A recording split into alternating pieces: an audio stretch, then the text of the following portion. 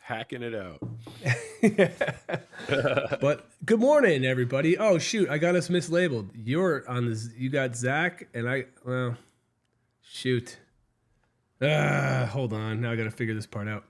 I have you as Zach. I'll get rid of you. I'll get rid of that. See, now it's all big. Oh, bye. All right. By now, if you don't know us. Oh no. No, I'm still Zach. Oh, there he goes. Whew. Okay. All right. Now we're all right. Okay. So anyway, here we are. That was a solid waste of 2 minutes. But we'll never get back. Yeah, it's over. It's over.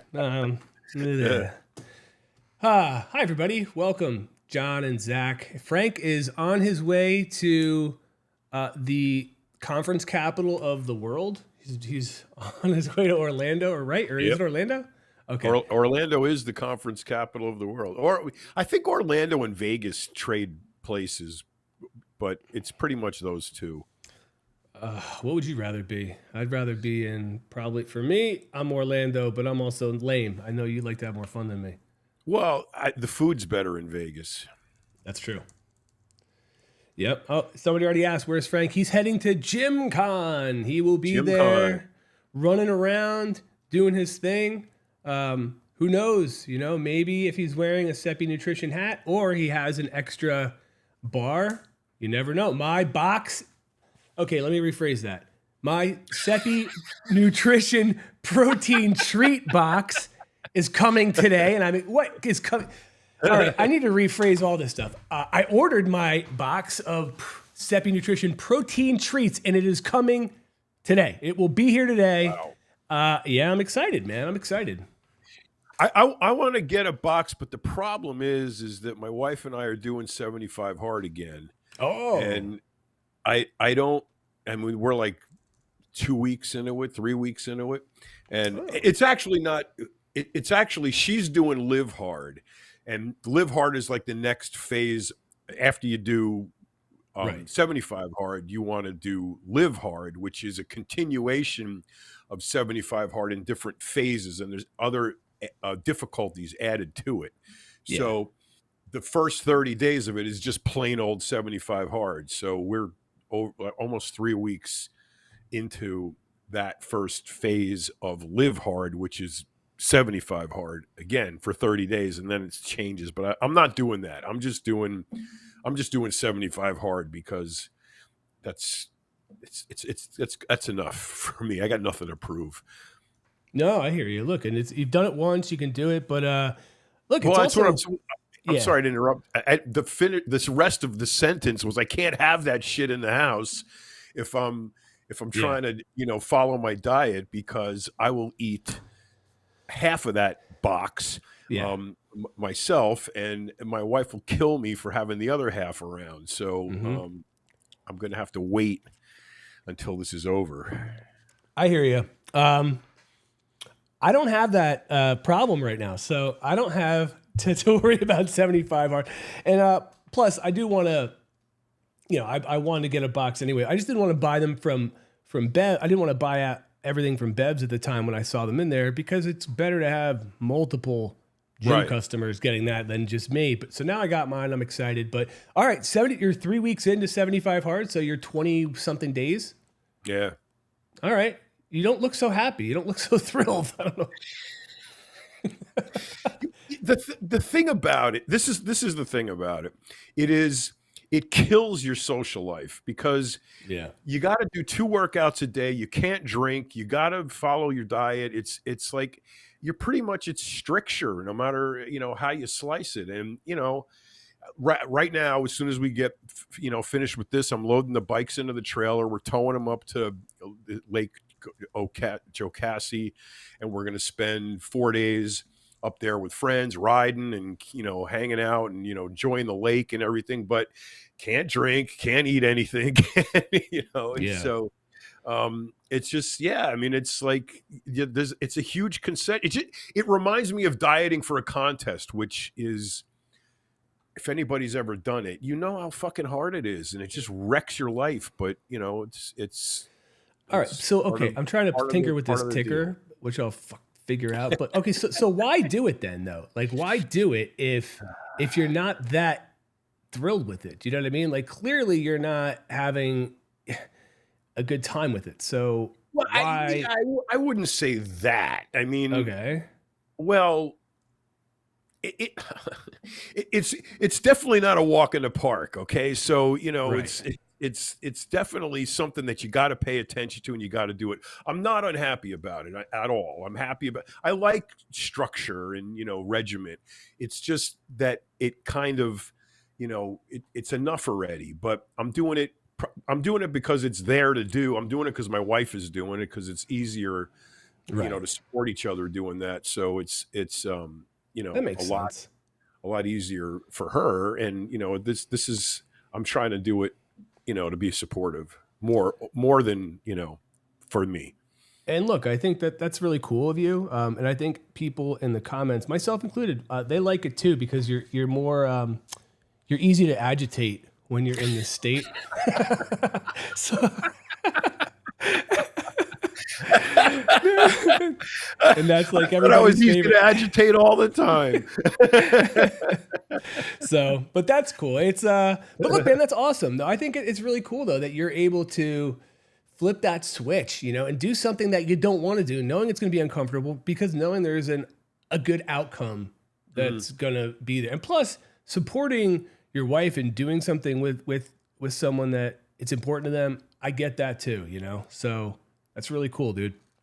And it can't hurt because it's what summer's coming up, and I mean, Yeah, you got you got to get ready, man. You got to get ready to show them what they're missing. That's right. That's right. All right, so I meant to. I wanted to bring this up. I'll put it on the ticker when I'm done with it. So there's a boxer. Somebody already mentioned this in the comments. They wanted to know what this was, and you know what it was. You know the substance, so that's cool. I'm gonna put it up here now. Sorry, guys. All right. Of course, it doesn't work the way I want it to, but I don't care anymore. So there's a boxer, Ryan Garcia. I've never heard of him. Tested positive for a banned substance, Ostarine. Is that the way I say it? Ostarine, yes. Correct. Okay, Ostarine. Okay. So, and see now the color is the color of these things. I wish it was white. I love black and red together. Really, but I can't see it. I don't really care about the actual like color scheme. I just can't see. So okay, I hadn't heard of this. It turns out it's a SARM, right? So it turned out that's it's not. It's a peptide. Okay, because when I looked it up, it said it's a selective android receptor. You know what? Modulator, It could be a SARM. It could be. Look, SARMs, prohormones, and peptides to me all fall into the same category. So okay. Yeah. Okay. If it's a SARM, it's a SARM. It's sure peptide. It doesn't matter. So it's all gonna come down to the same thing. Right. So that's what I wanted to ask. Right. Was that according to the very brief research I did, this was the banned substance as of 2008, which probably means a bunch of other ones were in the same category as that. Right. So have you heard of this? What is it? What do people use it for? And do you recommend it if you're going to give somebody a protocol, or is it a waste of time? Okay. I am not in the pro-hormone SARM peptide camp. Okay. I just think these substances are too new, too untested. They don't have enough. It's like in business. Remember when LLCs first came out? Limited liability corps. Nobody wanted to form them. They were used to S corps and C corps, and they didn't want to go near LLCs. There wasn't enough tax law. There wasn't enough experience with it. Nobody knew, a lot of, details about nuances in using them. It's the same thing here. They're too new. We don't have enough experience. We don't have enough research. We don't have enough even anecdotal evidence about them. And certain SARMs and certain peptides are, kind of risen to the top. And there's SERMs too. Don't forget those. There's estrogen modulators. Okay. So I forget. You have to have some kind of base to go off of to recommend these things and to use them. Other than so and so used it and he got huge. So right. I tend to stick with. I'm not that big a believer in drugs being the hugest part of a protocol. There are people who do. There are people, literally, the term is it's all drugs. I'm sure you've heard that before. Yeah. You know, it's just not true. It's just hard work is what it really is. It's dedications, you know, sacrifice, suffering, and hard work. That's 80% of the deal. So if you throw any drugs at all into the mix, it's a tiny, small slice of the overall pie. So if you're going to look at it that way, why not stick with the stuff that's tried and true and works and is manageable and everybody knows how to use them and manage them and deal with the side effects? That's where I'm coming from.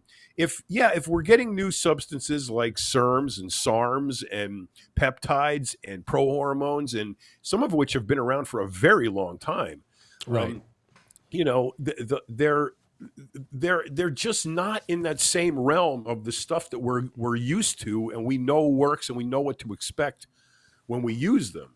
So Ostarine is probably going to be one of those things that emerges as, you know, a go-to substance in contest prep or off-season use or whatever, wherever people are noticing the most use from it. But the other side of it is the testing.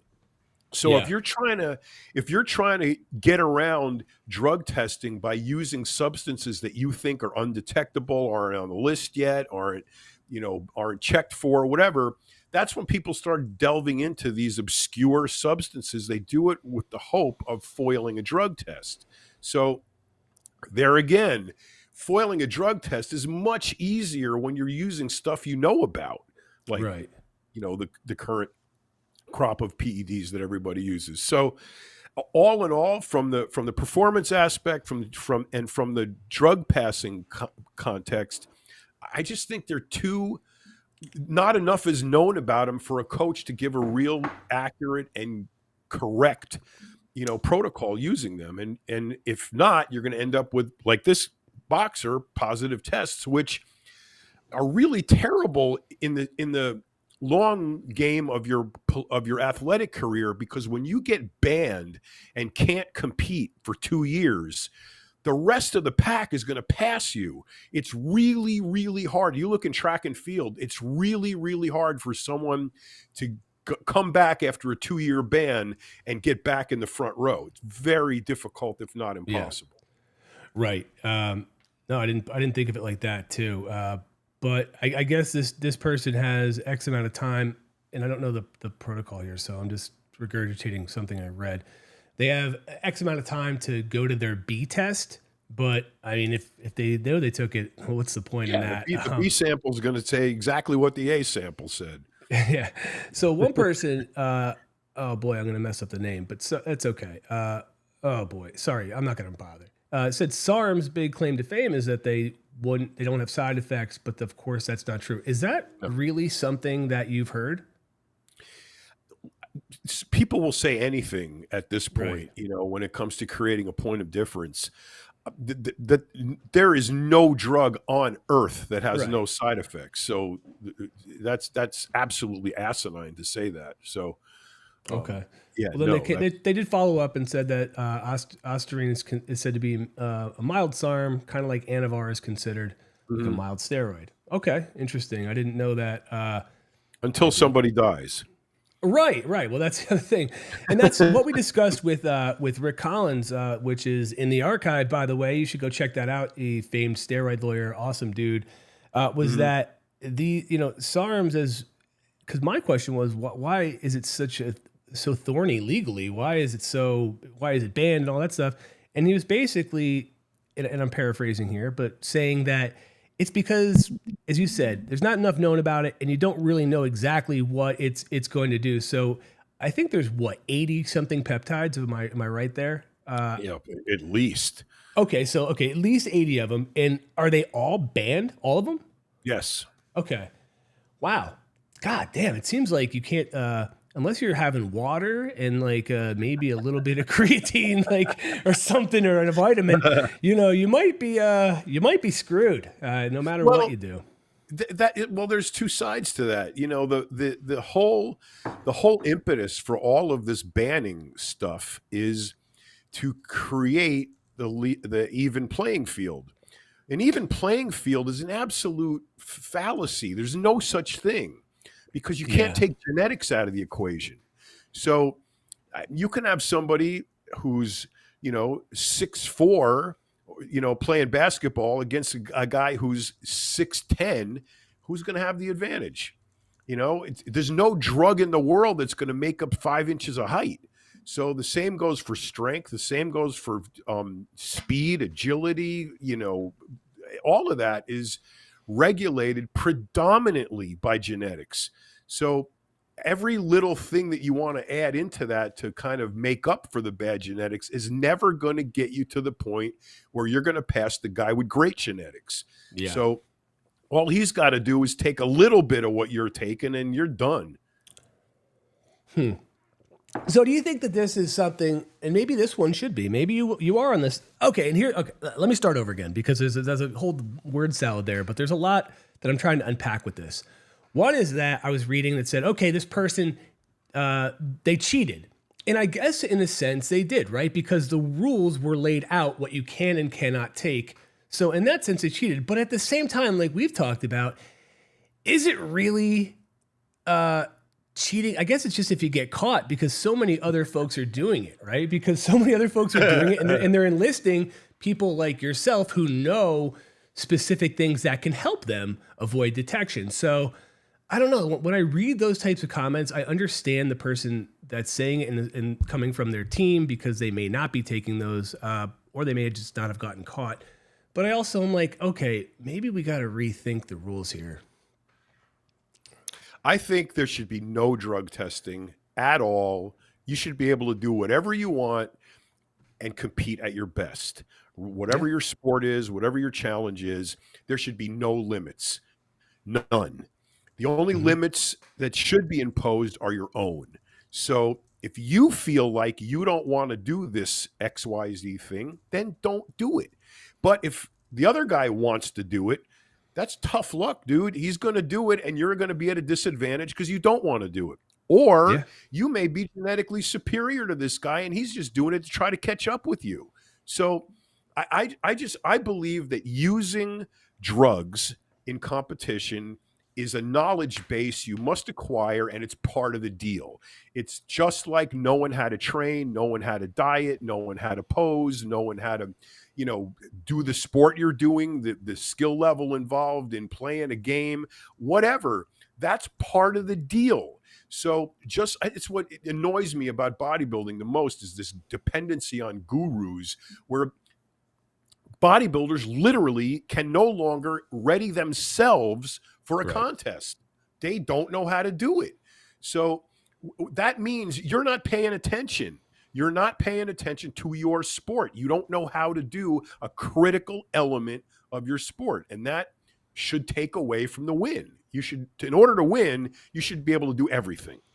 What do you think that if you could pinpoint, and we'll play a little bit of just looking back here, even though we can't, if you could just say, you know what, here's when I think the tide began to turn here with that, because I know you've talked about it before that people rely too much on their coaching, and it becomes almost like it becomes almost like a just do what I say no matter what type of thing. When did that happen? What years or around what decade? I would probably say towards the end of the 90s, it became much more prevalent. Mid to end of 90s is when, Dan Duchesne started, first as this, original steroid guru, offering help and, coaching people and offering advice and knowledge and, techniques on using this stuff. He wrote the original books on it.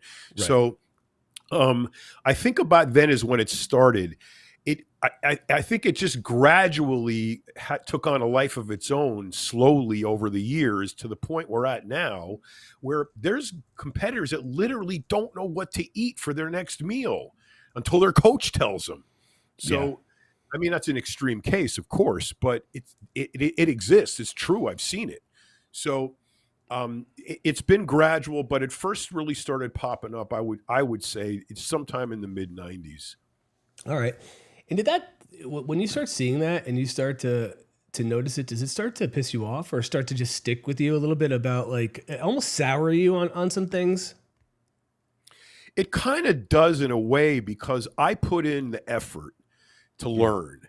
I used to break into, forge my way into UCLA Medical Library and read the studies. I used to read everything I could get my hands on drugs that were coming out. Drugs were being developed, drugs that were already out, being used in Germany, being used in Bulgaria, being used in, other Eastern Bloc countries. It just interested me to the point where I sucked up that information and became knowledgeable on the topic. When I ran into somebody who was a far superior athlete than I am, or I was, it bothered me that I knew more than they did about the critical stuff that they needed to know about. So my position is, if you're going to be the best at something, like a Formula One driver doesn't radio in on the last lap and ask the coach how to pass a guy. That's something you got to know how to do. Right, so there's elements to competition. There's elements to sport that are required knowledge. And I believe, and a lot of people disagree with me, I believe that diet, nutrition, supplementation, and drugs are part of the deal. You need to know that. You can't rely on somebody else for that. You need to know it. And the fact that we're at a point now where it's celebrated that the guru is required and the athlete doesn't know that because it's distracting or it takes away from their effort or whatever bullshit excuse they want to use. I think it's absolutely wrong. The athlete should know what to do, period. Yeah, that's just personal responsibility, right? That makes sense, just to not blindly follow something. But that's that you're not the only person I've heard bring this up about. You know what? Like, why not just let people do what they're gonna do, and let it and just play it out? But I don't know. All right, what you want to do? Want to do another question? Yeah. All right, cool. All right. Oh shoot, I was gonna put that ticker on. God damn it. Oh, well, I still will. All right, here it is. So it was from, I think, Autumn B. Do you recommend hack squats for people? I think it was over 40. Now I'm watching this because I forgot the question. Is it too rough on the knees? Interesting. Interesting for the hack squat question, too, just because I don't hear many people bringing up hack squats outside of competition. I guess it's, I don't know. That's interesting to me. So, but what about you? If you're training with somebody who's over 40, wouldn't it depend on one, how just in overall, how their lower body health is as it is, or if they've had any issues with their knees or hips or anything like that, before you jump into any type of squatting or hinging? Well, I think by the time you're 40, unless you're just starting out, you should know if you're a squatter or not. Some people are built for squatting. Some people are not. I am not built for squatting. I can't squat. I could always bench more than I could squat. Put me on a leg press though, and I'll lift the building.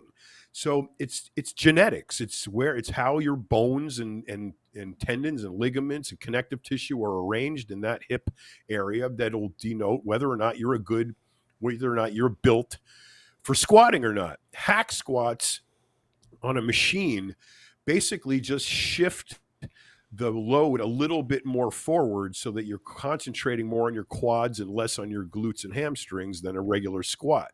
So if you can squat, you should be able to hack squat. The question is, how much weight are you using?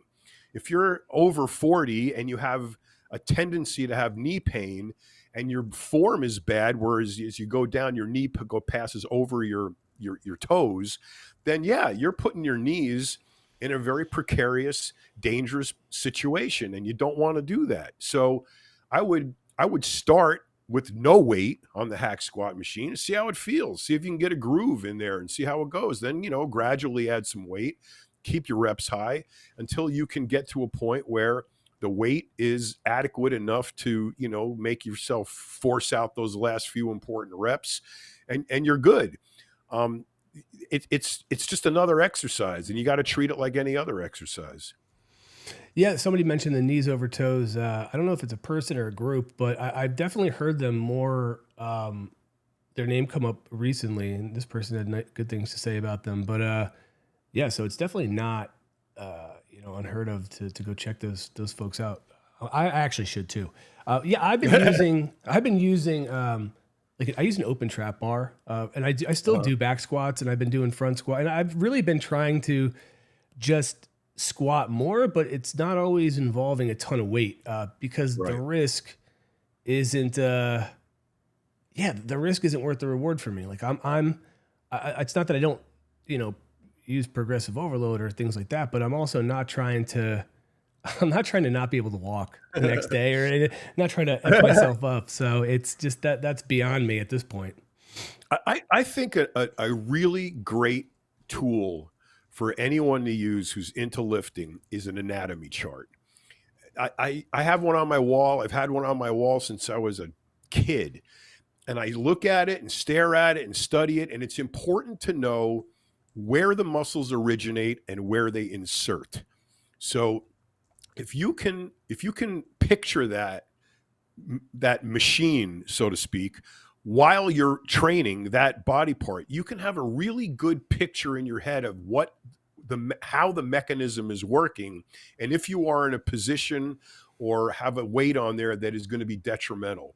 If you look at squats, if you look at how your knee is affected during a squat, you'll look at that and say, why the fuck am I squatting?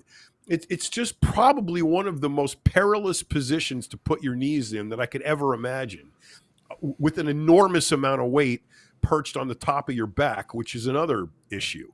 So my position is, if you're built for squatting, if squats don't bother you and you're really easily able to do them, then you're a squatter.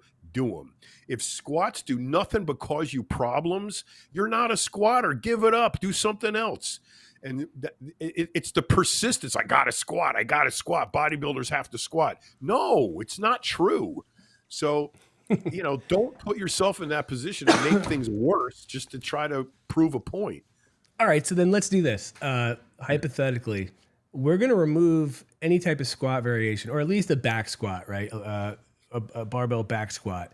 What are you going to replace it with somebody that's going to deliver the same type of benefit? I think leg presses are the gold standard. I mean, if you do a leg in a good leg press, it's got the right angle, and you're locked in there, and you're correctly positioned with your feet relative to your knees and your hips and all that, and you're comfortable in that position pushing that weight, I don't think there's anything better and safer than doing a leg press. You can do way more weight, so that adds to the the stress element, and your knees are far better protected. You're in an extremely safe position in case anything goes south, and it's just, for me, it's better. Like I said, other people, it's not true for. They are built for squatting. They're squatters. And that's a great thing if you are built that way. You got to know the difference. So learning about yourself is going to be the best tool to understand what major compound movement should I do for my quads that's going to involve my glutes, my hamstrings, my quads, and, deliver the best bang for my buck with the least amount of potential injury. All right, well, let's stay on this then. What's another popular, it can be a compound exercise or it can be any other type of exercise or even exercise type or modality, but what's one that you also think could be eliminated and wouldn't take that much of effort to find something to replace it that would give you just as much or more benefits? Walking lunges. Okay. Walking lunges are first of all, almost everybody does them wrong. It astounds me that whether they're using dumbbells, a bar on their back, holding the weight down at their sides, it's absolutely astounding to me how people struggle with that exercise yet continue to try to keep doing it. And it is like any other exercise. If you're good at it and you're built for it and you know how to do it and you're genetically predisposed to having good walking squat form, it's still an annoying exercise because you got to do it in the gym and there's people there. So it's kind of one of those things. If you want to do them, you're good at doing them, you're adept at doing them, go out in the parking lot and do them. or get away from everybody because it's disruptive. But you can do reverse lunges on a Smith machine with a block, behind you. You're staying right there in the station. You're not bothering anybody. And it's probably a more safe position to put yourself in because you got the squat rack, you got stops. So you can set yourself up. But hold on, like I want to go back to why they're doing it wrong and what you're seeing in terms of how it's being done inaccurately and what you recommend, because I think it's helpful. Because look, I do them and maybe I'm doing them wrong. Right.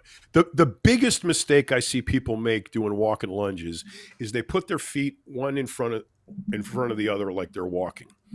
And what they're doing is every time they lift one foot to put it forward in order to walk, in order to gain, bearing, you are ostensibly on one foot. And so by the time you put that other foot down, you're wobbling all over the place because you're out of balance because your foot is one in front of the other. So it's very unstable. If you're going to do walking lunges, one foot here, the other foot goes out over here. Okay. Then you do so you're going out to either side and you're creating a wider stance. It's much more stable and it's much safer. So that's the biggest mistake I see people, making when they're doing lunges. The other is the weight, and where you put it. If you got the weight up here on your neck, where's your center of gravity? Way high up. If you're holding dumbbells down at your side, where's your center of gravity? Way down low. Where do you want your center of gravity when you're balancing on one foot? Low. So the idea of putting the bar, the big Olympic bar across your shoulders with 2 plates on it, or 3 or 4, whatever it is, and walking up and down the gym, that's just, if you're alone in a barren environment, okay. If you're out in the parking lot, all right. But that right there is just, there's so many other better things you can do than that. So that's where I'm at with those. No, I like this. I like when I can just throw things at you and you immediately have something that's like ready to, because if you were to ask me these things, I'd be like, I don't know, man, I can't ask me this stuff. I got to think about it for 2 hours. But no, but that makes sense. I didn't even think about, and this is the other thing. I wasn't thinking about the center of gravity question. And also absolutely in the gym, that's probably why I didn't do them when I was going to a gym consistently, was the space issue, right? Now I have much more room. But what I've been doing recently is, I've been doing a lot of farmers walks. I've been doing them with my trap bar, but I'm thinking about using my open trap bar and starting to do lunges with that if I can. Yeah. It's not space. Yeah, because I got a good amount of space outside. Like that's where I've been trying to do a lot of my exercising now that it's getting nicer out. Just because I definitely keep the door in here open. I'll come in, I do some sets, and then I'll go outside and do some other things. But yeah, I started to lunge more. Sometimes I'm just wearing my ruck and that's it. And doing lunges like that. There you go. That right. I forgot about that. That's an important point. The ruck is great for that because where's the weight? It's strapped onto your body. There's no wiggle room for grip or, position or whatever. The weight is on you and it's center mass. So your center of gravity is going to be, good. So I think that's a great point, Zach. Walking lunges with the ruck. That would be a Romano approved exercise. Yeah, I like that. It's been look, but also you were the one that really turned me on to the ruck. I was using the backpack. I was using these these vests, like weighted vests. And then I remember you saying it, and that's when I really started to look into it. And it's funny because I know some of the people who are who rep Go Ruck, and I came up with this idea, and this would be something that would be really fun, John, if we can get you up here. At some point I said, you know what? Frank and I just will ruck around the city. We're just going to at various spots, almost like it's almost like a walking tour. Like we could go see some stuff in New York City, go see some people, but also it gives us a chance to test out some equipment, some of the Go Ruck stuff. And I will say the Go Ruck, their shoes, I remember I got a pair, somebody sent them to me and I was like, oh, I don't want to wear these things, these fucking stupid things. and I put them on and I got to say they were far more comfortable than a lot of the Reebok. I didn't even know which Reeboks it was. It was like they're competitors to the Nike Metcons. And man, they were solid. So I was really surprised at what a good product it was and how I'd avoided it. So I don't know. Right. There's that. You bring up the Reebok thing. Good shoes are really important, man. When you're doing any kind of this mobility, weighted, moving around shit, shoes are really important. And it's kind of one of those things that, throw on some Converse and go out there and lift heavy. Yeah, it looks great, but I wouldn't do that long term. That's not good. No, but but it'd be cool if you came up and we just got to do. I mean, I know that you're a little bit, not wanting to go into the city so much, but well, with a ruck, I'm 50% happier because I got a bulletproof. I got something bulletproof on my back.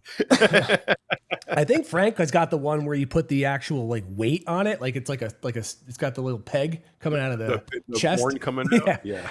I almost went with that one, but I'm glad I didn't. I went with just the regular one, and I will say this: I'm happy to come clean about this. The other day I was doing I got 60 pounds in it. And I just got thrashed. I'd say within the first 10 minutes, I was ruined. I don't know what it was, man. It just hit me. So I had to take it out and put in, I put in I think it was 12 pounds and 15 pounds instead of the 30 on each side. And I was able to go and have an enjoyable time, but God damn, I don't know, man. Sometimes it just catches up to you, it just hit me. What I find interesting about the ruck, and I know we've discussed this before, is that if I'm carrying a 20 or a 30 pound ruck, I used to weigh 55 pounds more than I weigh now.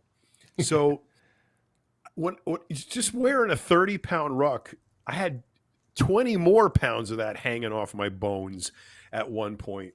And I'm thinking, man, what kind of stress did I put my knees, my ankles, my hips, all of those years of being that heavy compared to, now when I just put a 20 pound ruck on, I'm like, wow, that was a workout, and I think I can only get away with that because I used to weigh that much more. I think if I never weighed that much more and I'm putting 20, 30, 40 pounds on my, back and walking around, I'm going to be treading in, for no pun intended, treading in a zone my body's not used to. So I think when you decide to take up rucking, you ought to consider the amount of weight you're adding as a relative percentage of how much your body weighed at its maximum, because your body has stabilizing muscles, ligaments, connective tissue. All of that goes towards safety of the involved joints. And if you're treading in a zone that you have no prior stability with, you got to be really extra careful and work up to those, higher ruck weights with good shoes. Yeah, it's I don't know, but you know how it gets. I'm doing it, and I just think to myself, I either got to do something to put this forward, or if I feel like I'm lagging, it's like, no, you're gonna have to throw some more weight on and do it, and then I'll make myself sprint, and then I'll make The other day I was using the Parallel bars with my ruck on, doing push-ups, and man, I got 8 or 9 and just was done. And I'm like, gosh, I feel like just I was able to get more. Even last year with the same weight, I'm like, what's going on here? So then I'm down on myself throughout the whole day. So oh, but I did start my TRT. Did I tell you that? No, holy shit! This is huge news. So yeah, listen. What a day for Frankie not to be here. I know. I wish I had some sort of a noise or I don't know, some sort of cool celebration thing. But okay, so yeah, I had so I've done 3 injections, botched 2 of them, and when I say botched, I mean it is bad. The first time I had the doctor on FaceTime with me, and I was nervous. I didn't really know what I'm doing. I got the syringe they gave me is I swear it's this big, and I have to take 0.2. It's only 0.2. It's not that much. So of testosterone? Yeah, it's 0.02 or something like that. Like, so yeah, it's not that much. Seriously? Well, Wow. I think they're going to start slow. I do it twice a week, and then we're going to do retake my bloods and all that stuff. And then do you know what ester of test you're taking? I gotta look. I also just got peptides yesterday, so so I'm gonna check. Yeah, I gotta look and see exactly what that all is. Like I'm. So yeah, it's okay. So that's what I got so far. So but anyway, I put it in the thing, and I can't see. I'm trying to see if it's the amount that I need. I'm like, this looks like nothing. And then I go, you know what? Maybe it's too much. Maybe it's so I get the doctor on there, and he's looking at it, and he's on the phone. And so, I don't know, we're both like staring at this little thing, and it's literally like this much. It's like not much at all. So I jam it in my arm, and then I can't push it in because it's like stuck. So now I'm like trying to push it in, pushing the needle in as I go, like screaming because I'm like jarring it around. It was just, I wish I would have filmed it because it was just such a calamity, and I thought it would have been funny. But yeah, so I take it out. I have to jam myself 3 times. I'm bleeding now because I'm just sitting. Then the same thing happened the next time because my wife was out of town. So I had to do it on this one. And it's just been not. Here, let me give you a couple of tips. Let me give you a couple of tips. Yes. Okay. First of all, if you're using that little bit of volume, go from a 3 cc syringe down to a 1 cc syringe. Right. Okay. So the 1 cc tuberculin syringe has removable needles at the end. So what you want to do is get a big fat one, like a 20 gauge needle, and you use that to suck the juice out of the bottle. Okay. Yes. Then you put on a pristine, brand new 23 gauge by 1 inch pin at the end of that syringe. And because it's only 1 cc, it's very easy to see the amount that's in there rather than dilute it by 3 if you're using a 3 cc syringe.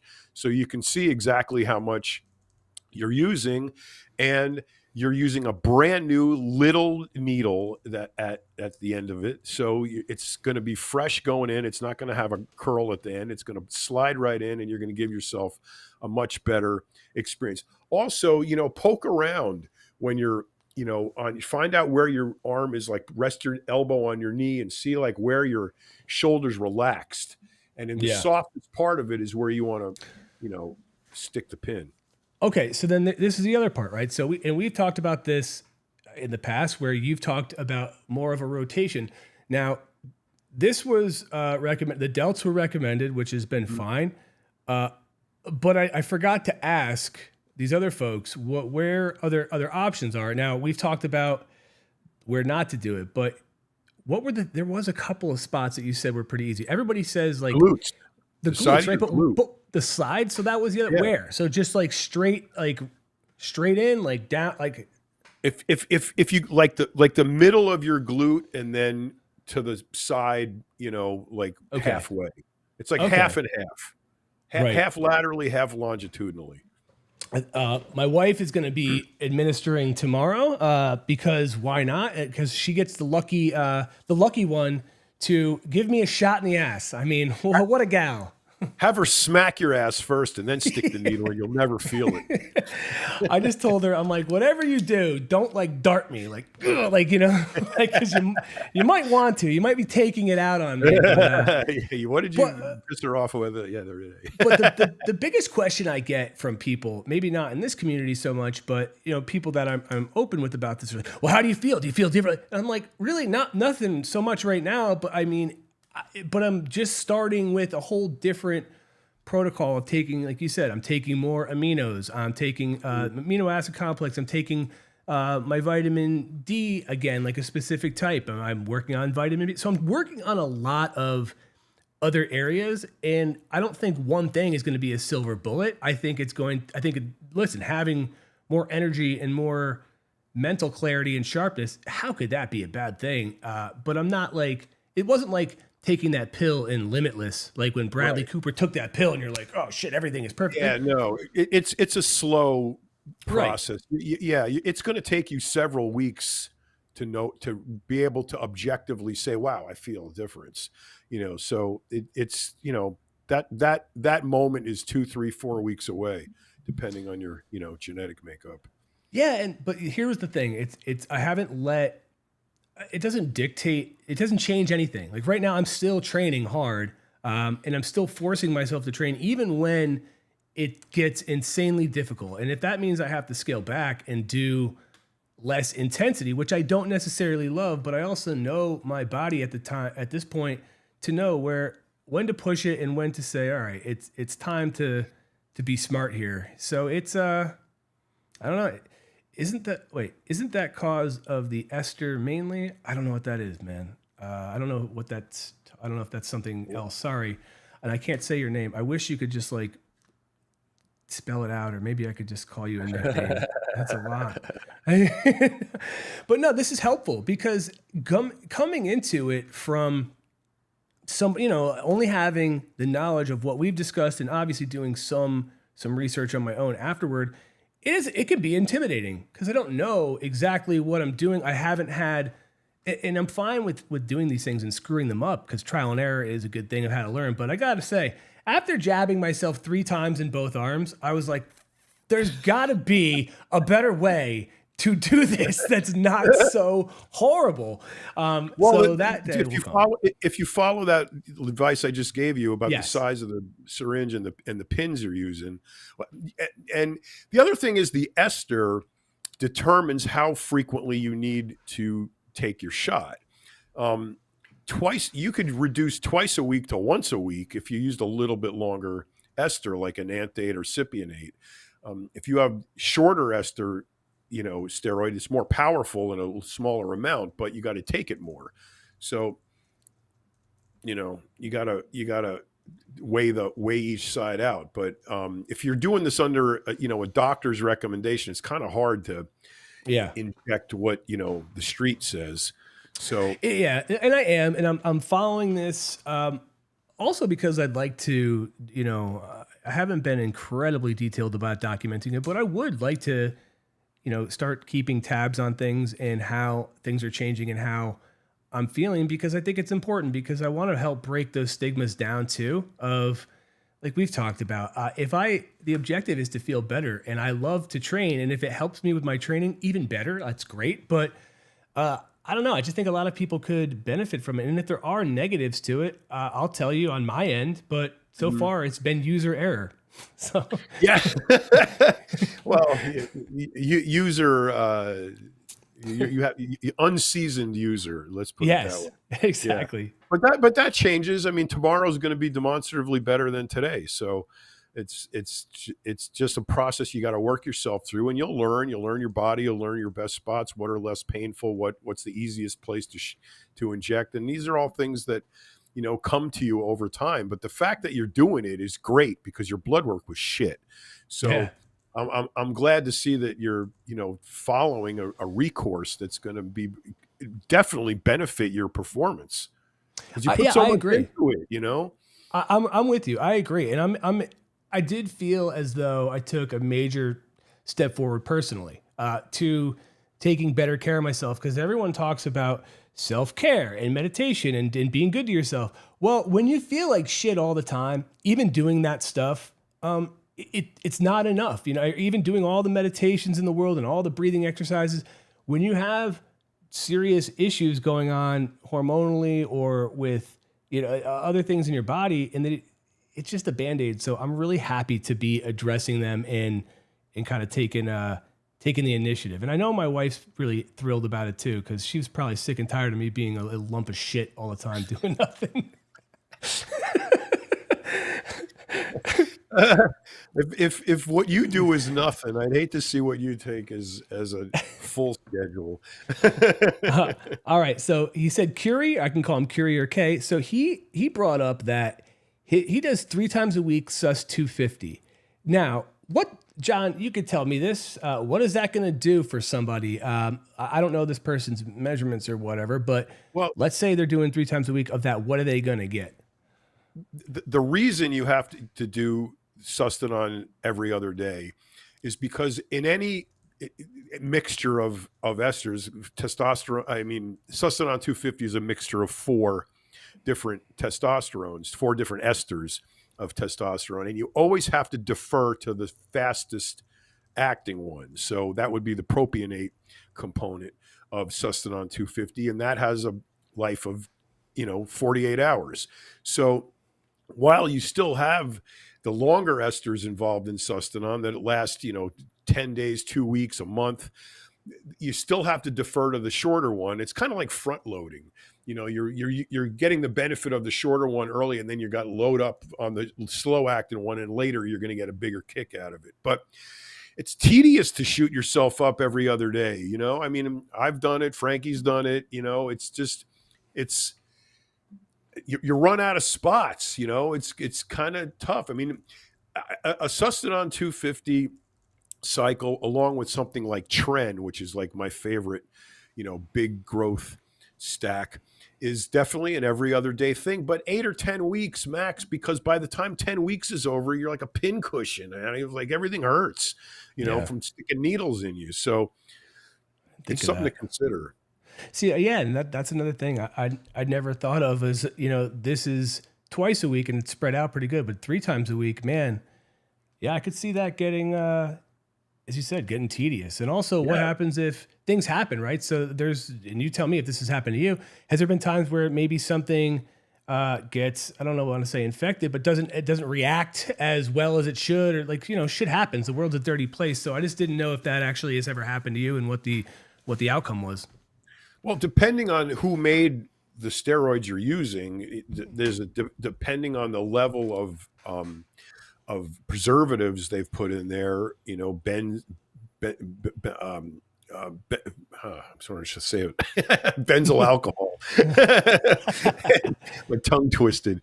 Benzyl alcohol and benzyl benzenate are 2 of the big ones. And with a higher concentration of those alcohols, you get a lot of pain at the injection site. Some esters just cause more pain than others at the injection site. So, and it's not the same with everybody. I mean, I know a guy who can't take an anthate. If he no matter who makes it, no matter where he gets it, if he injects an anthate of any steroid, whether it's Tren or testosterone or whatever enanthate ester, he is absolutely out of commission for 3 days wherever he injected that. And that's something that you'll never know until you actually do it. So you have to factor those things into the equation as well. Okay, let's see. So Kay gets their labs often as I change things. My blood is stable, and okay, so it doesn't really say, you don't really have a set schedule then to get your labs done. John recommended at least twice a year. Yep. I think that for now, I think they're going to have me doing things every 3 months just to see. Yeah, well, right. Just to see whether things need adjusting or if they're working right. Which I explained, and I think that they were on this page too. Is start me out as low as you want. You don't, I think that was okay with them too. And I'm not in a rush. This is it's a first step into something larger. So I'm excited for that. But if it works out of the gate, awesome. If not, it's a work in progress. Keep going. And it doesn't mean I'm giving up all of the other things I'm doing. I mean, I'm doing my cold plunge every day now. And I got to say, getting back into that thing was a lot more challenging than I thought. I popped in the other day and I jacked up the temperature. Last summer and fall, I was doing it around between 46 and 43 degrees. Ugh. I got in at 52 yesterday and I was cursing really badly, just so unhappy. It's difficult to get used to that stuff, man. It's, to me, not used to it. So I have a question for you with respect to that. Sure. If there is no discernible difference scientifically between the water being 55 degrees or it being 45 degrees, why do you opt for the 45 degrees rather than the 55? I don't know. Why do I do it? Okay. Yeah. I like to go lower because I know heading into death race that the water is going to be crazy cold. And I'm going to be in and out of that water. And I want to start to be used to being uncomfortable now. So I don't know if there's any benefits in terms of recovery or in terms of, what it's doing. But all I know is I do that for a specific reason. If I'm just doing it as a therapy, I'm probably going to stick with the 55 and below. Yeah, right. That's about it. I just haven't seen any literature that supports colder is better. You know, I don't. Once you get to a point, it's the same. Oh, I just realized that I left up the live with Max Charles. Whoops, my bad. Clearly, he's not here. So either way, and somebody asked how long is the death race plunge? There is no. First of all, there's no length. Like the last year we did this, they had cold tubs filled with ice that we had to do at various times. There's a beaver pond on the property, which is probably, I gotta say, it felt lower than 50 degrees. I don't know. That was rough. And then there's the river, the Tweed River that is there. And we were in and out of that for hours. And I got to say, you know, sometimes we're just dunking our heads. Sometimes we're just neck deep. Sometimes we had to build a human dam and try to stop the water.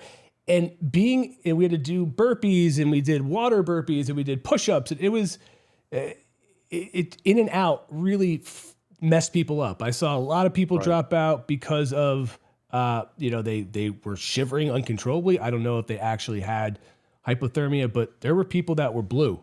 They were done, had to be, yanked out of there. Thankfully, listen, and I'm not going to tell, there was one time I grabbed the dude. He wanted to quit. He was shaking and I said, "Are you going to quit?" He said, "Yeah." I said, "No, you're not. You're staying right here with me." And he did. But but here was the thing. I said, I want to leave too. I said, "You think I want to do this? This sucks." I said, "No, we're in it together, buddy. Like, you're with me. You're not going anywhere." And he didn't. And the weird thing is that guy was one of the finishers the previous year of the winter death race. So he had to submerge in were breaking ice to get in the water for, it was a 3-minute submersion. And I'm like, "Bro, you're staying here. You have to. Like, you can't go." You're in it. Yeah. The guy I know who finished it took him 60 hours. Yeah. Yeah. And there's times where when they do, so it may be 60 hours, it may be 50, it may be 70. And then there may be times where, Joe DeSena is like, "You know what? Let's do the longest one we've ever done. Like, let's just really drag these folks through the ringer. Let's just really try to kill somebody." Yeah. So if I would love, I'm excited for it. I'm going to reach out to Joe and Spartan soon to let them know that we're close to putting and I would love it if you were able to show up and actually handle writing the story this time, so I wouldn't have to write it from an outside perspective. No, I definitely want to write that story. I would love it. I also think you'd probably it'd probably give you some flashbacks, not totally, but when you were in boot camp, maybe you just jump into character, start tossing people.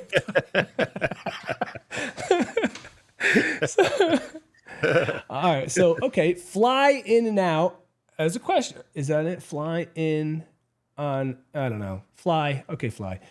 What could be some reasons for low free testosterone and normal overall, not great, but in range testosterone? Okay. So that is a good question. Yeah. And also, which ones would you pay attention to, John? Because you were saying that there's ones that people put stock in that you wouldn't. Well, free and total, you pay attention to both of them. Okay. Free is what's available. Total is what there is. Free is what you actually can use. So that's it. You need to pay attention to both. But the number one biggest cause of low testosterone is age. Pure and simple. Period. Age. Once you pass 35, your levels naturally start declining, little by little, every year, until when you're, I think by the time you're 70, you have 20% of what you started out with in your 20s. So that's a huge diminution of testosterone value. So the age is number one. The other factors could be a genetic predisposition. You could have testicular cancer. You could have just a family history of hypogonadism. I mean, there's all kinds of issues, and an immense amount of stress with no rest will cause your, testosterone to go down. But the number one culprit is age by far. Okay. All right. There you go. I forgot your name. Fly. Fly. Fly. I will say there's a whole, I know people are kind of getting on me for not blocking somebody, or I just don't know what you guys are talking about. Plus, not having Frank here is actually kind of rough, because I'm trying to respond to you. I'm trying to do all this and talk to John without not paying attention to him. So with that third person, it's always easier.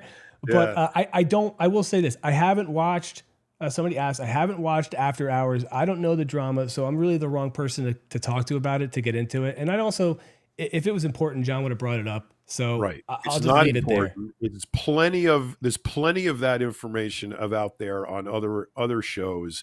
And it's just really the most childish thing I have ever been involved in. So, you guys keep commenting away. I'm not answering any questions about it. Yeah, I don't even, well, that's the thing. I have no idea. So also, who do you want me to block? You guys are asking me to block the bots. I don't know where they are. And if you think that I have these programs on lock, you're nuts, because I'm struggling. Look, this thing is supposed to be on right now. It's not. So you see that?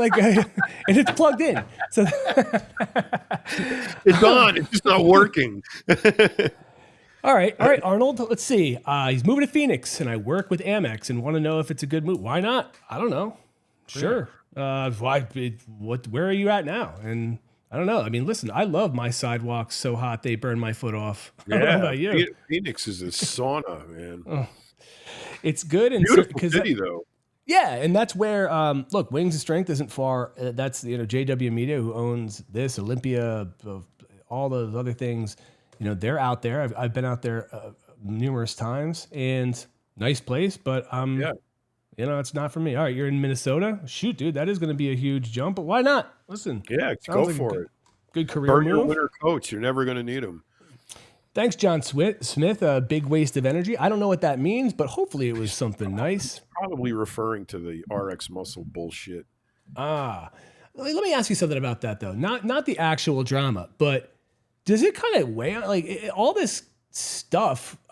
Which again, I only know about it mostly because these kind folks in here.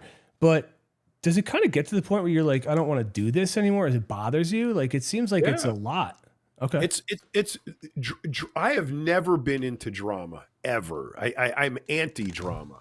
So when I run from it, it's the most, I have no capacity to if I'm going to waste brain cells on something, I want to do it on something that I like. Drama is just not in the cards for me. So when the narrative gets consumed by the drama, you're in a bad place, and it's someplace I don't want to be. So these people who are just salivating for more of this drama, go watch it. Go to it. We're not going to bring it on here. It's pointless. It's absolutely pointless, ridiculous, and stupid. And this is a great podcast. It's got a lot of great information, and I don't want to pollute it with that fucking nonsense. So we're not gonna. Yeah, and that's kind of what I was getting at. Not to get into the specifics, but it's just you in general, because you've mentioned that before. You don't like to do all that, but if it follows you and people are constantly bringing it up, to me it'd be enough already. I just would.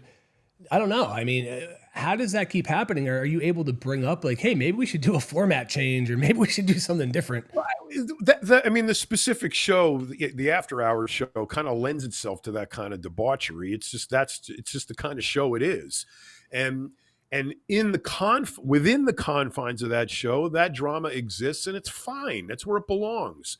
But there's certain people that just thrive off it, and they want it on every single podcast they watch. Talk about this guy or that guy. We talk about him over there. That's enough. If you can't get enough for there, watch the reruns, or send him a DM and get to know him personally. Just stop trying to infiltrate every single podcast with the same cadre of ridiculousness that and characters that just don't belong everywhere. There's a place for them. That's where they are. Go there. Cool. Corky says, do you do cryotherapy or ice plunge? You know, we just talked about that, Corky. I have not done cryotherapy. I did go to this place in New York City recently with Frank Seppi. It's called Remedy Place. They had a really cool looking one. I think we just stand in this thing, right? You just stand in it. I don't even know. But I do cold plunge. Whether it decreases inflammation. Here's the thing, right? There's science about the positives about it, but I've also read that doing it right after you train is actually not good for recovery, right? Like that's what I read. I got to double check. Say that again. That doing an ice plunge right after you train is not actually conducive to. Was it recovery or was it something else, or maybe it was like building? I got to look. I would agree with the recovery part of that, because what happens is if you cold takes fluid away from the muscle, heat and training brings blood into the muscle. So what you want after you train is as much blood in the muscle as possible, because the blood is where the nutrients are. So the last thing you want right after you train is to get rid of the blood that's got all the nutrients in it, push it out of the, you know, back into your core. So, you know, if you just trained arms and you get into a 42-degree cold plunge, 42-degree tub, all the blood that you just put into your arms by training is going to get pushed out. So along with the nutrients it's carrying. So how are you going to recover to a high degree when you're doing something detrimental to the nutrient density of the blood you have in that area? Yeah, I'd say personally what I get out of it is, one, I focus on breathing. So I get in there, I dunk my head, I come out, and I just immediately start to center on my breath and focus on my breath. And I do take note of how my body's feeling, because there is this period within the first 10, 20 seconds where you have to get used to it. It sucks. Like, you know, sometimes my feet burn or my hands burn. And I don't know, it's more of a practice in, you know, mentally, I think, for me, than thinking about all the other things. And I do notice a mood boost, because when you come out, I got to tell you, it's hard to be tired. It's hard to be cranky, because you just went through this and you come out, and I don't know. So there's a lot that I get out of it that's positive, but I never thought of it as this recovery tool in that sense. Yeah, I look. Yeah, I agree with you. I think it's kind of, excuse me. I think it's kind of a type of training modality. Actually, I wouldn't consider it anything therapeutic. I would think of it as, you know, lifting weights. It's something that you're doing to affect a performance gain. So I don't look at it as a therapy. I look at it as an actual training modality. Okay. Yeah, that makes sense. And then I do consider it part of my training. And I've thought about where I want to put it. Like, I think that moving forward, I talked about this with my wife, right after we drop our kids off at school, I want to come home and get it done in the morning. You know, because I've been training more in the afternoon for a handful of reasons. One, I want to train now when it's hotter, because I want to start being used to being outside more, carrying a bunch of stuff around and sweating out there. So, but yeah, I'm including that as part of what I'm doing, and I'll probably end up weaving that into, maybe I'll go in a couple different times during the day just to do it, you know? Now, when it's like scorching hot outside in those New Jersey summers, is you ever like just jump in the cold plunge because you're so fucking hot outside, and that kind of resets your body's temperature, thermostat? Yeah, I've done that. And also when I've been really irritated or just in a bad mood, or just when I feel like something, I got baggage for no reason or I can't pinpoint it. A lot of times I just jump in there, and sometimes I'll jump in and just stay in. Other times I'll jump in just to rinse off. And a lot of times it helps. It helps just kind of get rid of it or snap out of it. And, you know, I did put my daughter in the other day. She asked. she asked. Willingly? Did you want to? She did. She goes, I want to go in. I put her in and she sat down and she goes, she was like, no, no, no. So my son said, I want to go in. He put his foot in. He just goes, no. That was That would be me. But she said she wants to try it again. She says she wants a round 2. She wants to go in. She says she wants to go under. And I'm like, all right. You want to try it? Well, my wife does it, or did it, before she hurt her back, was doing it after every, she would work out in the morning and then come home and jump in the tub, and then, get it over with then. But I mean, to me personally, first of all, I'm never going in the cold plunge, but if I were to do it, I would not do it first thing in the morning. Definitely not. See, I want to do it early in the morning to build a better morning routine. I think that would help me. For some reason, I may be wrong, but also just to get it over with, like really I want to get the most difficult or things that I might want to procrastinate out of the way. Yeah, that's a great formula for successful people follow, is that get that shit out of the way first, Exactly. because then you're done, and you don't have to, it doesn't hang over you anymore, and you don't have to worry about it. But for me, it's like when I was training when Menser was training me, all right, we'll work out with him every now and then, is more accurate. I would dread those training sessions, because they were like 3-4 o'clock in the afternoon. I would meet him at Gold's, and starting at like 8 o'clock in the morning, I would be already having anxiety about how much that was going to hurt when Mike trained with me, or trained me. So right. It was if I was able to say, hey Mike, can we do this at 8 o'clock in the morning? It would have been better for me because I wouldn't have stressed about it all day long, you know?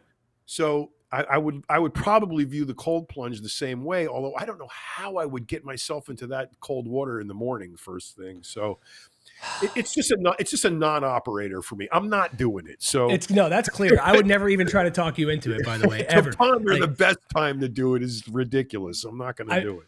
I mean, the only time I would try to talk you into it is because I know it would be good content to see your reaction and how upset you get. but I know you'd hate it. I would do it for that. I mean, I would definitely do it for that reason, but only that one time. Whose heart condition is body knowledge? Do you think his heart condition is connected to PED use? I don't know who they're talking about, but I don't know. John and Greg deserve tips. I don't know. I don't know. I don't know the answer. That's part of the RX muscle drama. Oh man. See, okay. So look at this. Don't you guys get enough of this on the other shows? Why do you got to try to make us talk about it? I mean, it's just ridiculous. We're not going to do it. So stop trying. Yeah, I will say I bit and brought it up because I didn't know who they were speaking about. Yeah. But yeah, a body knowledge is talking about something I think is kind of interesting. Clearly somebody who is very into training and is very knowledgeable and has helped progress a lot of our conversations. And he's talking about how it can be difficult to monetize content, especially because it's hard. And listen, man, I get it. You know how many, if I told you how many projects I started and they just flopped, or even now I have to justify things that we do to the higher ups to say why we're doing it. And it's not easy. And there's times where something I think is going to be a home run is just a total flop, and man, it sucks. And I just say, don't quit, dude. 11 years, don't stop. You know what? John was talking the other day. It took him a long time to bust through on RX Muscle just to get 300,000 people. To break 14 years to break 300,000. Yeah. Whoa. Long time. But that is the big $64 billion question that surrounds all of this that we do, is how do you monetize the content? And unfortunately, there's no instructions for that. There's none. Nobody knows the key, the secret to a viral piece of content. If we did, every piece of content we put out would be viral. So or go viral. So we don't know. We don't know what buttons to push, what words to put down. We just don't know. Nobody knows. There's no one on this earth who knows. Nobody knows. So it's a constant process of, like you just said, trial and error. We think it's a great idea. The benefit to that, though, is here's the situation that exists in a lot of companies. You have the higher ups over here, and they're dinosaurs. They're ignorant of technology. They don't know how it works. They think AI is a grocery store, and they just have no concept of the technologies that we use and familiarize ourselves with and learn about. And they operate on this metric called gut feeling. And a lot of times, more often than not, gut feeling is wrong. Many times it's right, but more often it's not. Mm-hmm. So you have a deleterious situation here, because you've got the check writers and the management and the decision makers who don't know what the metrics say. They just know that they think their idea is good. And then we come up, the people who understand the technology and the process and the algorithm, et cetera, we have our take on the situation and what we think we should do. Ours is based on analytics, not gut feeling. Theirs is based on gut feeling. So what you have to do is you have to say, okay, you're the higher ups, you write the check, here's your gut feeling. Let's go through it and prove to you it's not going to work. Then when we're at the end of the road and we prove that it's not going to work, now are you going to listen to us? No, we have a new gut feeling. So that's the problem. You have to be able to actually wave a check from YouTube in front of somebody's face and say, look, we just got $80,000 this month from doing this content. Whether you like it or not, that's what's bringing in the money. And I think the strife exists between trying to change the outlook of the dinosaur who doesn't understand the technology, to allowing the down legs who understand the technology to just let us do it. And there it is in a nutshell. And that I can't even tell you how many companies that afflicts now, because mm-hmm. Conditions worsens every day the technology gets better. Yeah, I forget who it was. Maybe the dude that played Tobias on Arrested Development, but he said that there was something didn't get picked up that was popular because I think it was Paramount's like marketing and analytics team didn't see a path forward. So that was right. That was it. It was nothing like, wow, people like this, it'll catch on. It was like, nah, the projection says it's going to tank, which sucks. It's tough. It's also another thing that I think, to throw in there, John, is that it becomes a lot of people trying to chase what other people did or replicate it. And especially when it comes from people who don't know, like there's various departments that I've worked for in the past that said, oh, well, this person's doing this, let's just do that. And it's like, well, yeah, okay. When I was at Muscular Development, that was the mantra of the publisher. Well, they're doing it. Let's just do it better. And what? I mean, mm-hmm. Those terms are so vague and ambiguous that, okay, we'll make it better. Well, want to spray paint it blue? That'll make it better. You know what I mean? There's no discernible process where you can say, okay, well, let's copy this guy's idea, but just do it better.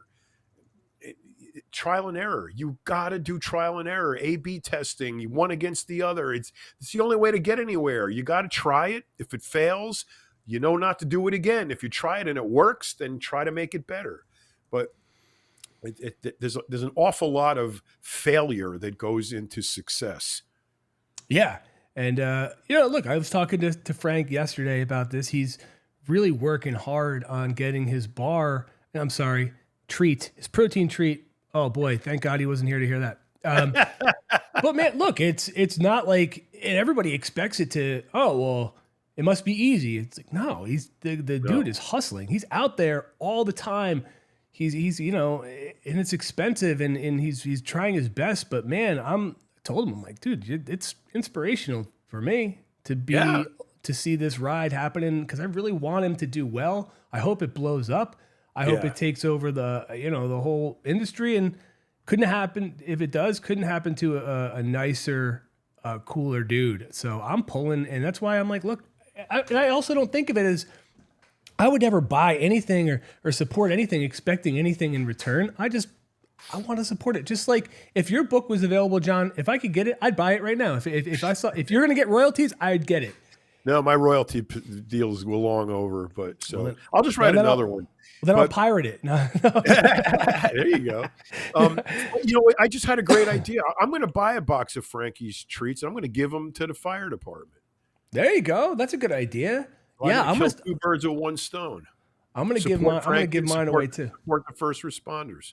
That's really cool. Yeah, that would be awesome. I'm expecting mine at some point today, and I'm excited, dude. I told him that. Even when I saw them at Olympia, he had a handful. I don't know if they were prototypes, but and I told him, like I said, as much as I want to try it, I don't want to ask you for one because that's one you could give to somebody who may support it financially right now, and that's not me. And he was like, "Don't worry about it. Here, I want have it," which is cool. But I was just thinking, I don't want to take up that spot if it could go to somebody who says, you know what, I want to back this, or I want to put this in my store, or I want you to, I don't know. So I think Frankie's taken a really serious, realistic view of what he's doing. He's got one product. He's marketing one product. He's putting his energy into one thing. He's not all over the place. He's very concentrated.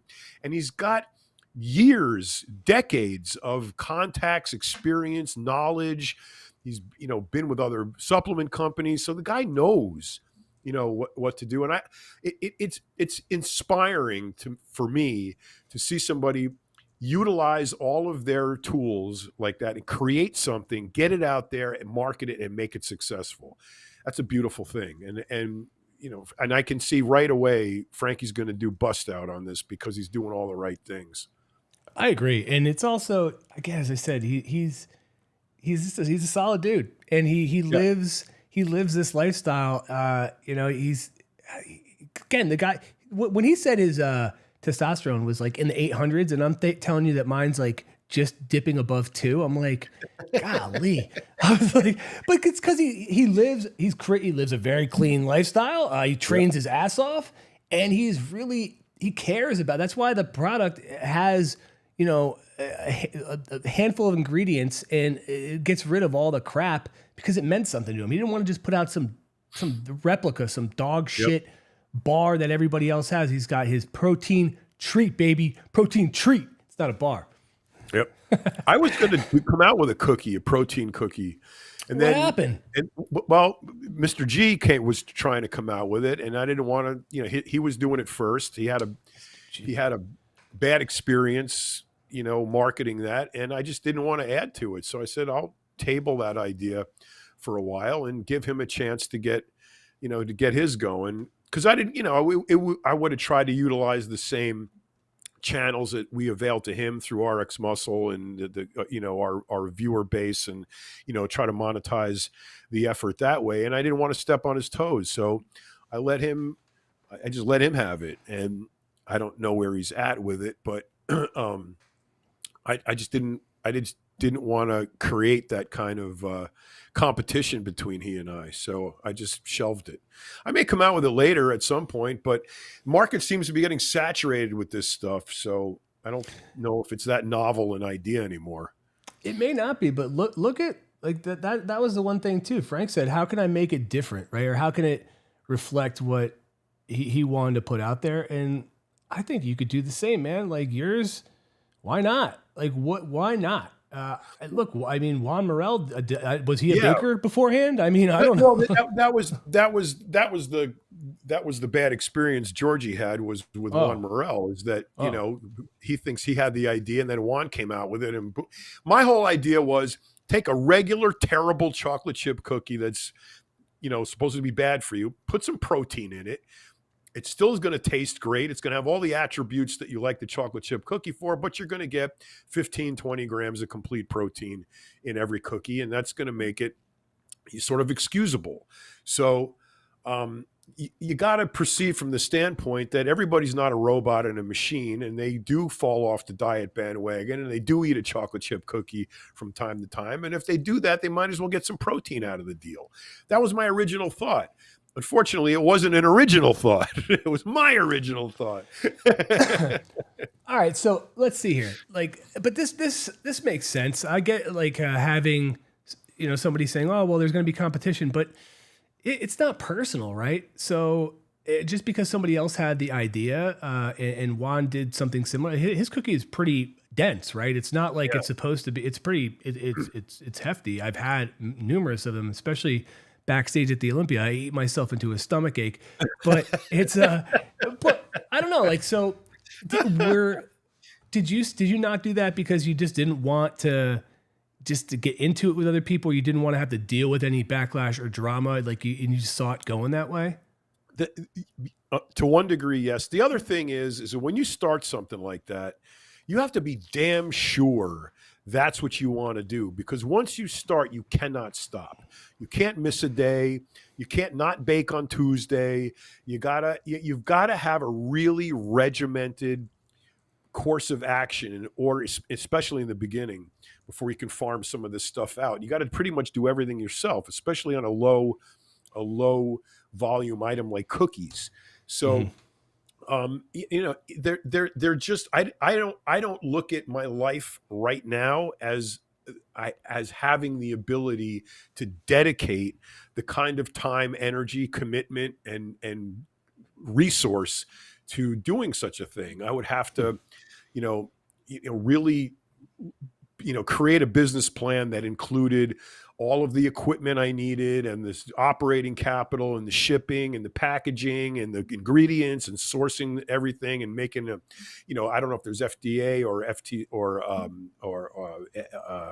what do you call it, Department of Agriculture or FDA or any kind of government agency that you have to, contend with in order to do it correctly and legally and avoid lawsuits and problems. There's insurance. There's when you decide to open a, take this widget that you created and market it, there's so much that goes into it the casual observer doesn't know. But when you start really going through the process of, okay, this is 8 o'clock in the morning, here's the first thing we're doing, and follow that all the way through to the last thing you do at 8 or 9 o'clock at night, because it's going to be a 12-15 hour day.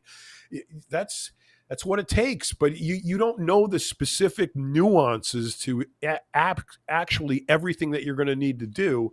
You may find that your chocolate chips are turning, getting white dust on them. What's causing that? They don't look good on the cookie anymore.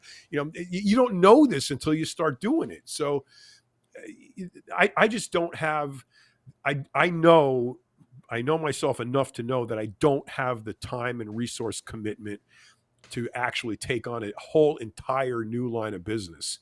So there was a time I could have, but I got too much going on now in order to do that. With any degree of sincerity. I mean, you got to be serious about this. And that's what I was going to say. Is it also that maybe your priorities have shifted, or your interests have shifted into other things that you'd rather spend time doing? It makes sense. Yeah, I mean, plus baking cookies all day that's a recipe for obesity for me. I'm with you. Yeah, that's not a good thing for me to be doing, because I love cookie dough.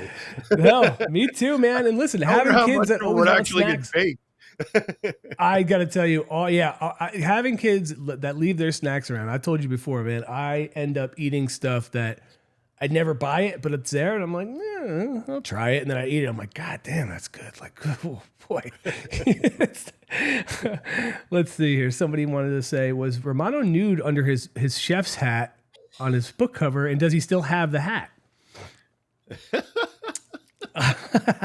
No, he was wearing an apron, I believe. So he would be naked under the apron, if anything, not the hat. Right. But do you still have the hat? Because I will tell you this. I'm not kidding. I was looking for, and I'm going to blow the surprise, but I was looking for one to send you because I wanted to wear one myself so I could just come on one day and wear it.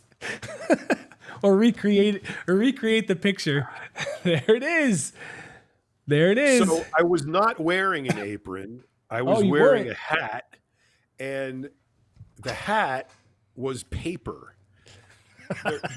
They're disposable. They're disposable chef hats. You get them at the restaurant supply, so you have a nice clean one every time you walk out into the dining room. But yeah, no, that so he was naked. Yeah. Well, I'm going to leave that up to everybody's imagination. Oh, see, a true artiste, he doesn't want to tell you what you have to think about it. The name of the book is Muscle Meals, I believe. Yep. It's Muscle Meals, and it was a John Romano original. I think we got to bring it back for round 2. I honestly would love. I would love to.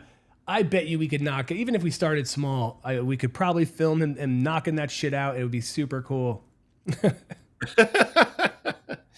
You know, so many times people have said you should write another book, another cookbook. Why not? And I'll help you. I could do it with you. I'd love it. The problem I have with that is bodybuilders typically eat the same 5 things. They're not gonna like open a cookbook and say, "Oh, I think I'm gonna make turkey gravy today." So they just eat it dry. They don't care.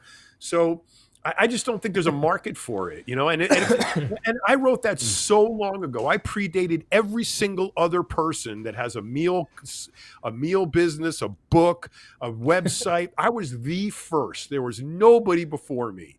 So I have that distinction, and I just kind of want to keep it that way. And nobody's worn that hat better since. That I can tell you.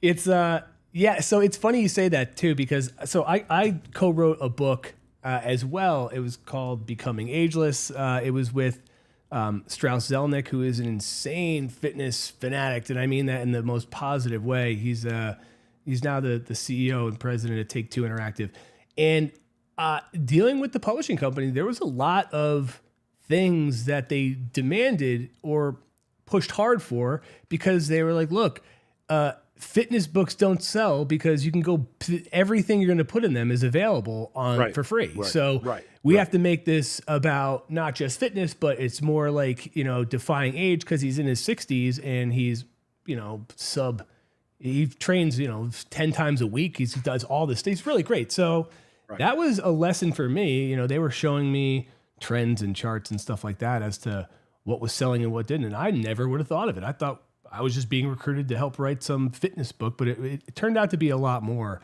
But there was also headaches with that stuff too, because there were things that they demanded or wanted to be put in because it was already done. And I wasn't really thrilled with it, but listen, you win some, you lose some. I think I've spoken about this before. I co-wrote a book with Rich Gaspari. Actually, I ghost wrote the book. It was called The Classic Physique Bible. And it was literally A to Z. Everything you could do on season, off season, drugs, food, how to construct your diet, how to calculate your macros, everything, absolutely everything you would ever need to know. You could follow that book from page 1 to page 245, and you could jump on stage. It had everything in it. Not only was it packed with written information, we also had videos and pictures of every single exercise that was denoted in the pre-contest and off-season segments of the book. So it was a big, fat, digital hunk of information. The problem is the model that he used to demonstrate the exercises and the videos didn't sign a release and subsequently left the company or was fired, whatever. I don't remember what happened. And we can't use it. So that whole entire effort, that whole book is out there with, it's useless. We can't market it. We can't do anything with it because we don't have a release from the guy who posed for the pictures and the videos. So yeah, I mean, can we reshoot it? Can we reshoot that?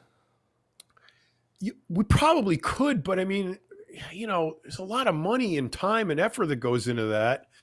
And because it's Richie's name on the book, I mean, you got to cut that pie up into so many pieces, there's not going to be much left at the end of that. But the point is that what I gleaned from the book experience, and I've co-written numerous books with other people over the years, is that books are great, but instruction is better.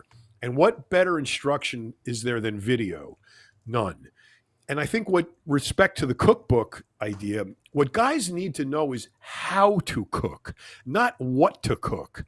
They need to know how to operate the stove and how to use the knife without chopping a finger off. And bodybuilding specifically bodybuilding is 100% food dependent. If you're not eating, you're not bodybuilding.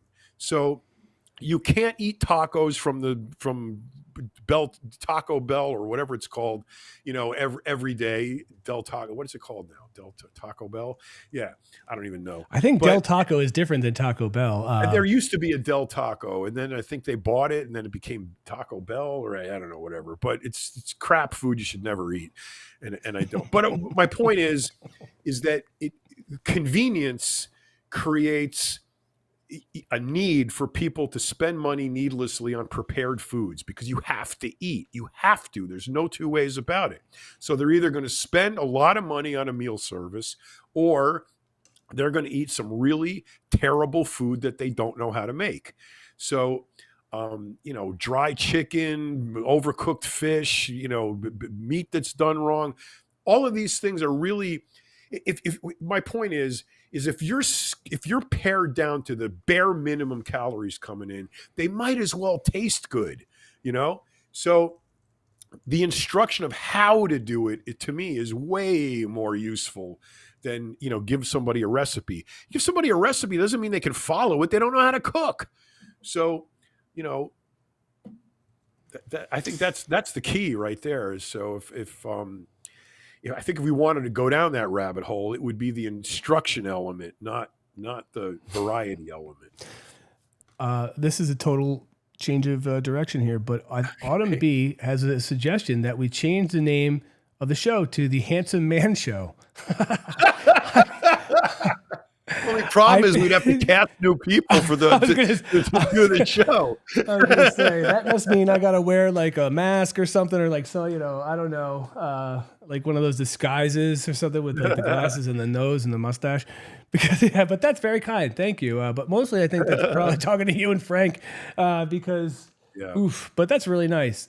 I also wanted to ask, look, actually, Frank pointed this out to us the other day, by the way. Right now, we have 16 people on the Muscle and Fitness YouTube watching, but 654 on Twitter, which is, I wouldn't even think anybody would have been on the Twitter. So that's cool. But I wonder if, a monocle. Now we're talking. See, I like this. I like how we're collaborating. I wonder if we should put these out on audio as well. Somebody said, hey, I can't watch today. I just wanted to come in and say hi. But I was like, I wish I could remember the name of that service I used. You just upload it once and it disseminates it to everything. Spotify, Apple, iTunes, Music, Google Play, everything. So you could listen to it, watch it, record it, listen to it later, listen to it in your car, watch it on your computer, watch it on your phone. It was every single base was covered with one upload. Well, I use Podbean for that, but I really could. I mean, I don't have a ton of time to edit these, but at the same time, I don't know. It's like we don't have that much dead air. We do a pretty good job, even if we're bullshitting or trying to fluff our way through it. We still do. So I don't know. Maybe I'll just look into that and start doing that, just in case anybody wants to catch up and listen to this lovely voice of mine or yours. Yeah.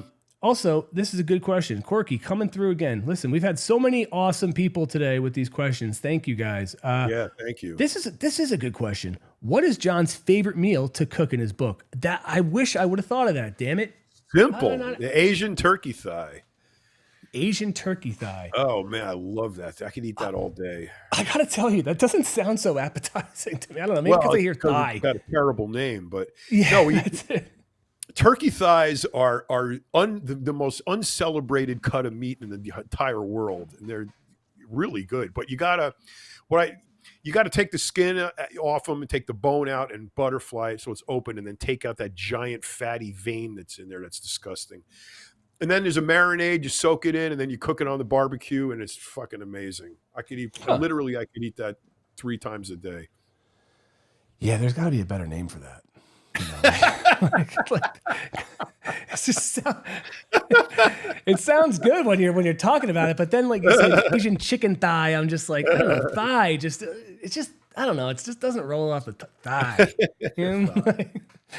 But all right, interesting. So what? Okay, I'm gonna go on the opposite of that, Quirky. What's the worst one you put in there? Like the last one, because you had to fill it up with something. You were like, oh, you know what? I'll just throw this one in there too. Like, no, I didn't do that. No, all right. Every dish in there is tried and true, and they're all good. Romano approved. Yep, Romano created and approved. Yeah. Oh, Romano created and approved. Every recipe in there came out of my brain. I didn't copy anybody. Nice, man. Listen, I will say when I do make things, the book is not available anymore. I don't think. You can get it. You can get it on Amazon. You can. Yep. But John doesn't get anything out of it. I don't get any royalty though. We got to come up with a different solution. We got to sell PDFs for you or something. That way you'll get the cash. But so here's one thing, and maybe you don't do this, but you do cook. When I see a recipe, I follow it strictly, right? Like I don't deviate from it at all. But I know that that's limiting, right? You probably don't do that. Writing that book was extremely difficult because I had to measure everything in order to write a recipe, right? I don't measure. When I cook, I just do it by feel. I've been cooking my entire life. I don't need to measure. I know what it looks like. I know how much to put in. I know what the taste concentrations are. I know all of that shit. So I don't need to measure, and I don't need to follow a recipe. And everything to me is malleable. You know, you can add another ingredient, a different ingredient, substitute this or that. And I'm constantly doing that. So I think, I don't know. I think following recipes for me is really difficult. And I think the recipes to me, they don't give you enough how to do it. It's like mix well. Okay, what does mix well mean? What does something mixed well look like versus something that's not mixed well, or over mixed, or under mixed, or you know what I mean? So I mean that's probably a really overly simplified example, but there's tons of them, you know. So you know, medium heat. What's medium heat? This is the one that the setting that says medium on the stove. Everybody's stove is different. So what's medium? You know, not too hot, not too cold. Not too cold. That's it right there. Perfect. I mean, now I got it. Now it all makes sense to me. Let's see. Okay, two more, and then we'll get out of here. But do you make brisket or oh yeah, you're going somewhere, right? You got places to be. Yeah. Shoot, man. All right. Well, motorcycles on the trailer and get out of here. Do you make cannolis or do you make brisket? I make them both. Yeah. Whoa. Not at the same time, but both. Oh, okay. I was going to say that would be interesting. So, okay. What's your secret then for? Well, let's start with brisket because it seems like people are already like jumping on like they like to smoke the brisket or put it in a smoker. Yeah, that's the only way to do it. Okay. That's your tip. There's also corned beef, which is brisket. But that you buy that already done, you just boil it and it's good. But brisket is it's a very tough cut of meat, and it's got an immense amount of fat in it in the middle of it. So cooking it is, anytime you cook something with a lot of fat, you got to deal with the fact that the fat is going to render and create fat everywhere, and it gets everywhere. It's hard to clean. I mean, it's just, you know, fat is a big issue when you cook. So brisket is something I would do definitely on a smoker outside, where you can just let it go low and slow for many hours and just let it go like that. I think the big technique that a lot of, you know, barbecuers, grillers, whatever you want to call them, grill masters use is that they take the brisket off the heat at a certain point, and then they wrap it in butcher paper with, you know, butter and barbecue sauce and all kinds of shit that they add into that, or put it in, and that makes it a little more juicy, because once you take that fat out of the middle of that, you're left with a very lean piece of very tough meat. So you got to hopefully retain some of that texture in there. It's going to make it eatable. Somebody, quick pump. great idea. Said you should help Mr. G develop a protein cannoli. Why? Why should John can do it? No, John's got this. Listen, we just heard about the whole debacle with shooting stuff. No, he's got this on his own, man. We're not bringing in other people. Protein cannoli. That's a nightmare in the making. But look, so if you know anything about cannolis, if you know anything at all about cannolis, you know that they have to be filled when you order them. You can't have a bunch of pre-made cannolis because the shell is going to get soggy. So that is not something that you can package and sell, en masse. It's got to be over the counter. Okay. All right. Listen, we have gone on for hour 45 minutes. Who knew? Holy shit. Yeah, and you know why? Because John's got to go somewhere, so he's probably pissed now because he realizes that I just kept him here an extra 45 minutes. But no, that was fun, man. It was cool. It was getting to chat. We talked about a lot of stuff. Now I got to go through and cut some of these clips up and get them out. And yeah, it's going to be the time of our lives here. So listen. We have the Caps No Caps channel on YouTube. Please subscribe to that and Muscle and Fitness. Go to muscleandfitness.com and click on some ads. That always helps us. And overall, listen, anything cool, awesome. Glad you guys enjoyed it. Thanks for all your comments. Really, it's what makes it fun. And thank you, John. Thanks for hanging out, dude. That was fun. And thank you, Zach. Thank everybody for the great questions and the participation. We love this. And I hope Frank's having a good time at GymCon. I'm sure he's having the time of his life. Yeah, I'm sure he's cursing us right now. He must have gotten an alert because he sent me a text as soon as we went on, and I was gonna try to get him to hop on, but I think he's actually heading out of town right now. So, yep. All righty, listen, everybody. We'll see you Tuesday. Although, will you be here Tuesday? I will be here Tuesday. All right, cool. All right, we will see you Tuesday, and till then, have a great weekend, everybody. Stay safe.